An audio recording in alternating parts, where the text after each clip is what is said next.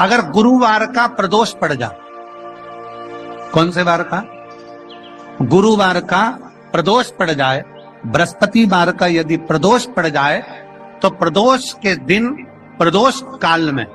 प्रदोष के दिन प्रदोष काल में शिवालय में जाएं, शंकर के मंदिर में जाएं, एक ही दिए के अंदर एक फूल बाती, कैसी बाती है? फूल बाती, और उसी दिए के अंदर एक लंबी बाती, दो बाती। कौन सी बाती हैं? जम के बोलो जरा। एक फूल बाती, एक लंबी बाती, दो बाती। एक ही दिए के अंदर फूल बाती, लंबी बाती दोनों रख लें। थोड़ा सा घृत की बातियां, तेल की बाती नहीं, घी की बाती रखें, और दोनों बातियां उसमें रखकर 3 बेलपत्र भगवान शंकर के मंदिर में लेकर जाएं। दिए को भी प्रज्वलित नहीं करना है। पहली बेलपत्र नंदीश्वर की जो ऊपर का भाग होता है, जिसको हम शिव तत्व भाग कहते हैं, नंदी के पीठ पर एक भाग होता है जिसको शिव तत्व भाग कहा जाता है, वो नंदी की पीठ पर जो भाग है वहां पर एक बेलपत्र समर्पित करें। दूसरा बेलपत्र आप जो माता पार्वती जी का, जैसे ये शिवलिंग है और ये गोल भाग है, ये माता पार्वती जी का हस्तकमल है, तो माता पार्वती जी का जो हस्तकमल है, इस हस्तकमल पर कहीं पर भी एक बेलपत्र आप समर्पित कर दें। और तीसरे नंबर की जो बेलपत्र है वो भगवान शंकर पर समर्पित कर दें। जो दिया आप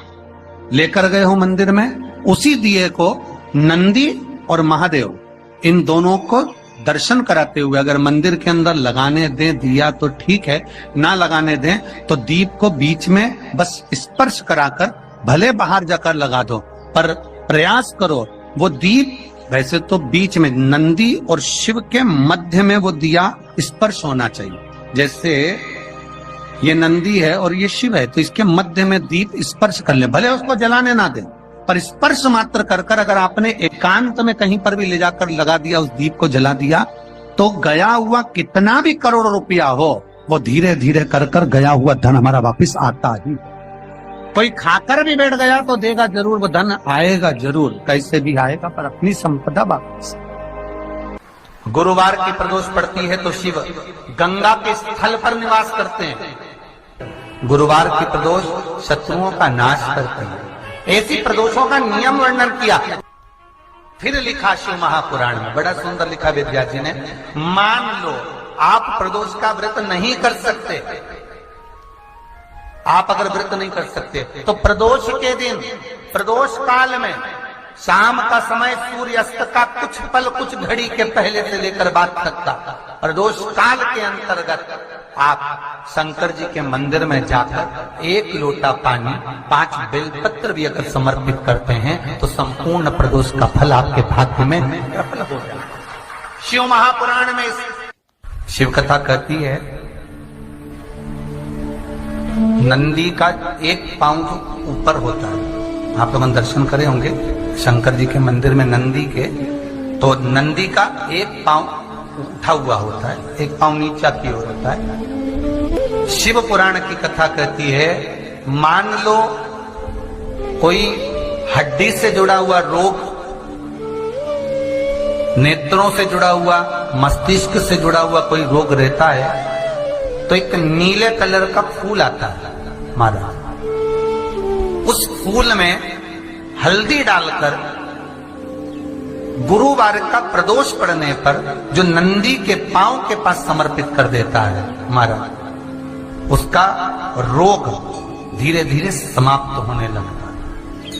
लिंग पुराण कहती है कि नंदीश्वर भगवान के सामने जो पुष्प समर्पित करा जाता है उसको, ये तो लिखा था स्कंद पुराण और शिव पुराण। लिंग पुराण कहती है जो फूल आपने समर्पित करा उसको लाकर पानी की बाल्टी में डालकर आप स्नान भी कर सकते हो, उससे भी हड्डी के जितने रोग होते हैं उसमें आराम लगने लगा। जैसे कहीं शरीर नहीं चल रहा, हाथ झुंड पड़ रहा है, हाथ काम नहीं कर रहा, हाथ में झुंझुनी आ रही है, कंपन आ रहा है, उसमें भी ये प्रयोग कर, पर होना चाहिए बृहस्पतिवार की प्रदोष। कौन से वार की? बृहस्पतिवार, गुरुवार की प्रदोष। प्रदोष के दिन यदि आपको कहीं से शमी पत्र मिल जाए प्रदोष के दिन यदि कहीं से आपको शमी पत्र मिल जाए और प्रदोष काल में, प्रदोष का जो समय होता है, शाम का जो समय होता है प्रदोष काल, 4 प्रदोष 5 प्रदोष आप कर देखिएगा कि आपका कोई काम है, कोई नौकरी के लिए आप अप्लाई कर रहे हैं, कोई समस्या बड़ी विकट आ गई है,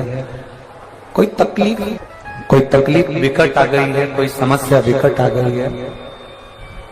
प्रदोष के प्रदोष काल में अगर एक शमी पत्र भी आप घर के शिवलिंग को, अब ये करने के लिए आपको मंदिर पे शिवलिंग नहीं जाना, अपने घर में जो शिवलिंग, चाहे वो स्फटिक का हो, पारद का हो, कंकर शंकर का हो, लकड़ी का हो, जो शिवलिंग तुम्हारे घर में, कांच का हो, चाहे वो नर्मदा के कंकर का हो, नर्मदेश्वर हो, पाषाण का हो, जो शिवलिंग चांदी का हो, सोने का हो, तांबे का हो, पीतल का हो, जो शिवलिंग तुम्हारे,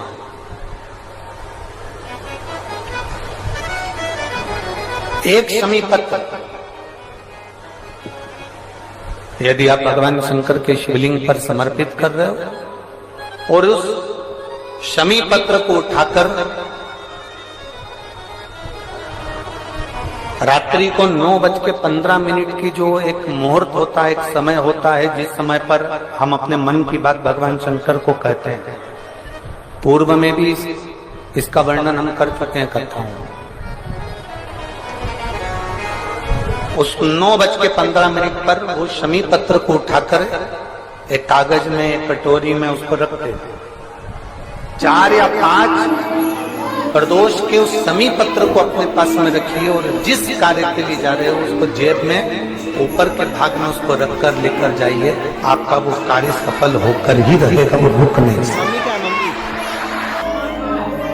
कल भी कथा में कहा था कि मंदिर नहीं जा सकते तो उसकी चौखट का दर्शन करो, उसके दरवाजे के द्वारपाल हाथ पकड़ के खड़े रहो, वीरभद्र मणिभद्र, और उसके चौखट पर भेटी है भाग्य देवी। शिव महापुराण की कथा कहती है जो शंकर भगवान के, आप कभी अगर मौका लगे तो प्रयास करा करो कि शंकर के शिवालय में जब आप प्रवेश करें, शंकर भगवान के शिवालय में जब आप जल चढ़ाने के लिए जाएं तो वहां जो मुख्य जो गर्भगृह की जो चौखट होती है, गर्भगृह की जो चौखट होती है, प्रयास करना चाहिए कि उस गर्भगृह की चौखट को प्रणाम करना चाहिए। और प्रयास ये भी करो कि गर्भगृह की जो चौखट होती है उस पर लात न रखते हुए आप उस चौखट को लांघने का प्रयास करा करो, चौखट को लांघ, गर्भगृह की चौखट को प्रणाम। अगर आपने दूर से भी शिखर का दर्शन करा है, आप दूर खड़े हो और आपको बाबा विश्वनाथ का दर्शन नहीं हो रहा है, आप दूर खड़े हो, आपको महाकाल राजा का दर्शन नहीं हो रहा है, आप दूर खड़े हो, आपको ओमकारेश्वर बाबा का दर्शन नहीं हो रहा है, आप दूर खड़े हो, आपको भीमा शंकर बाबा का दर्शन नहीं हो रहा है, आप बहुत दूर खड़े हो और मान लो आपको केदारेश्वर बाबा का दर्शन अंदर नहीं हो रहा है, बहुत लंबी लाइन में खड़े हो, तो बाबा की चौखट का अगर दर्शन कर लेते हो, उस पर ध्यान भी लगा लेते हो, तो भाग्य पलट कर ही रहता, भाग्य पलटता ही है। स्मरण किया होगा कि ये शिव महापुराण में पहले वर्णन करा है कि शंकर जी पे चढ़ा हुआ जल लाकर अपने दरवाजे की चौखट पर छींटो। सुना था कि नहीं सुना था? जम के बोलो जरा, सबने सुना था ना कि अपने दरवाजे की चौखट पर छींटो, अपने दरवाजे के अंतर्गत छींटो। उसका कारण क्या था? उसका केवल एक कारण है कि भगवान शंकर पर चढ़ा हुआ जल अगर थोड़ी सी भी रज लगकर आ गई, भगवान शिव का चढ़ा हुआ जल अगर हमारी चौखट पर, दुकान पर आकर अगर छिटक दिया, तो कुबेर का भंडार मेरा महादेव भर ही दे। शंकर भगवान तुझे ना हार देंगे ना अंगूठी देंगे, पर शंकर भगवान तेरी किस्मत पलट दे।